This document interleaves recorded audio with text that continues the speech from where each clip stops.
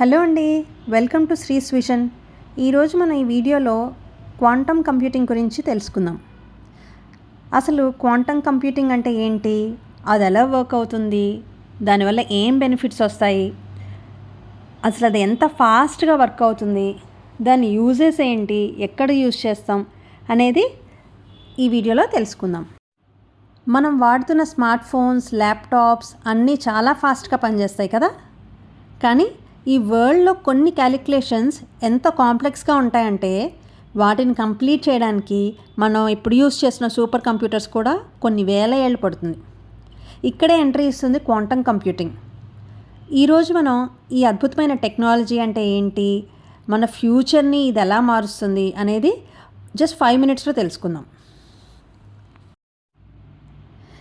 జనరల్గా మనం యూస్ చేసే కంప్యూటర్స్ బిట్స్ మీద పనిచేస్తాయి.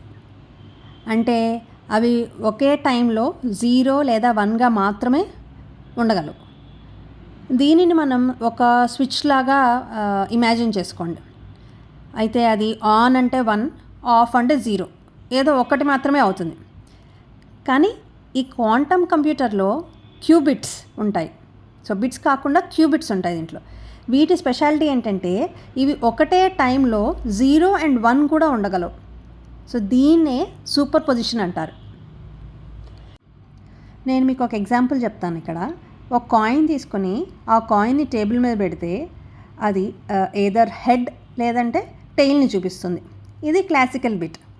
కానీ అదే కాయిన్ని మనం స్పిన్ చేస్తే అది ఒకే టైంలో హెడ్ అండ్ టెయిల్ రెండు అయినట్లుగా కనిపిస్తుంది కదా. సో దాన్నే మనం క్వాంటమ్ ఫిజిక్స్లో సూపర్ పొజిషన్ అంటారు. నేను ఇప్పుడు మీకు క్వాంటమ్ కంప్యూటింగ్ ప్రైమరీగా ఏ కాన్సెప్ట్స్ మీద వర్క్ అవుతుందో చెప్తాను. ఇది ప్రైమరీగా 2 కాన్సెప్ట్స్ మీద వర్క్ అవుతుంది. Number 1 super position, number 2 entanglement. So super position అంటే ఏంటంటే పైన మనం చెప్పినట్టు ఒక క్యూబిట్ ఒకటే టైంలో 0 and 1 రెండు అవ్వగలదు కదా. సో దీనివల్ల ఏమవుతుందంటే కంప్యూటర్లో ఒకేసారి కొన్ని ల్యాక్స్ ఆఫ్ ప్రాబ్లమ్స్ని ఇది క్యాలిక్యులేట్ చేయగలదు అండ్ సాల్వ్ చేయగలదు at the same time. So దీన్ని సూపర్ పొజిషన్ అంటారు. ఇంకా సెకండ్ది ఎంటాంగిల్మెంట్ అనమాట.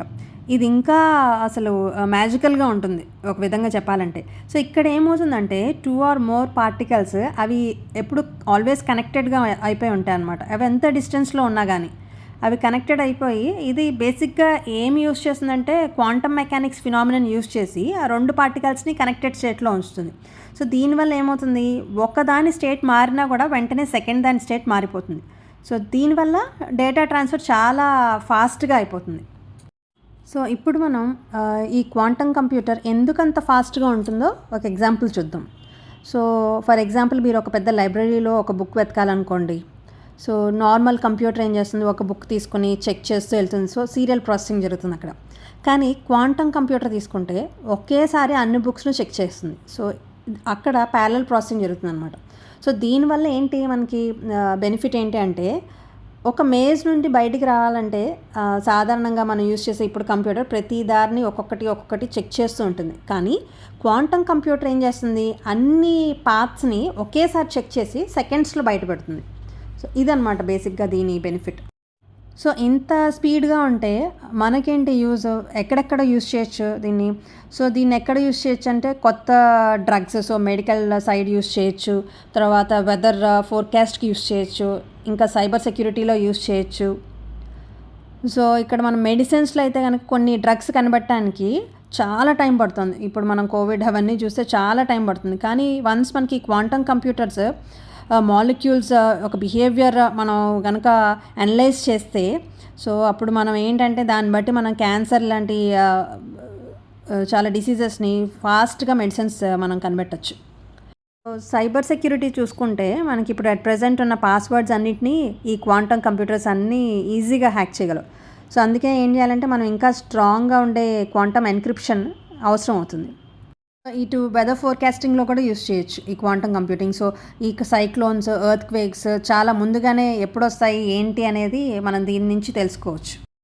కోర్స్ ఈ క్వాంటమ్ కంప్యూటర్స్ ఇంకా మన ఇంట్లోకి రావడానికి చాలా టైం పడుతుంది. ఎందుకంటే ఇవి పనిచేయాలంటే అబ్సల్యూట్ జీరో అవసరం. ఇంకా కొన్ని companies like IBM, Google, Microsoft లాంటి కంపెనీస్ అన్నీ ఇప్పటికే వీటి మీద చాలా ఇన్వెస్ట్ చేశాయి. యాక్చువల్లీ. సో ఇవి ఇంకా అఫ్కోర్స్ ఎక్స్పెరిమెంటల్ స్టేజ్లోనే ఉన్నాయి, కానీ సో మేబీ ఇంకో 10 ఇయర్స్లో మన ఫ్యూచర్ని ఇవి చాలా చేంజ్ చేసేస్తాయి. సో క్వాంటమ్ కంప్యూటర్ గురించి మీకు అట్లీస్ట్ ఒక బ్రీఫ్ ఐడియా వచ్చింది కదా. సో ఈ వీడియో మీకు నచ్చితే లైక్ చేయండి. సో నెక్స్ట్ వీడియోలో నేను ఇంకా డీటెయిల్గా ఎక్స్ప్లెయిన్ చేస్తాను అసలు క్వాంటమ్ మెకానిక్స్ ఫినామినన్ ఏంటి, మనం ఇంకా దాన్ని ఎక్కడ యూస్ చేయొచ్చు, ఏమేమి యూస్ చేయొచ్చు, దాంట్ లోపల ఉన్న టెక్నాలజీ ఏంటి అనేది నెక్స్ట్ వీడియోలో డిస్కస్ చేస్తాను.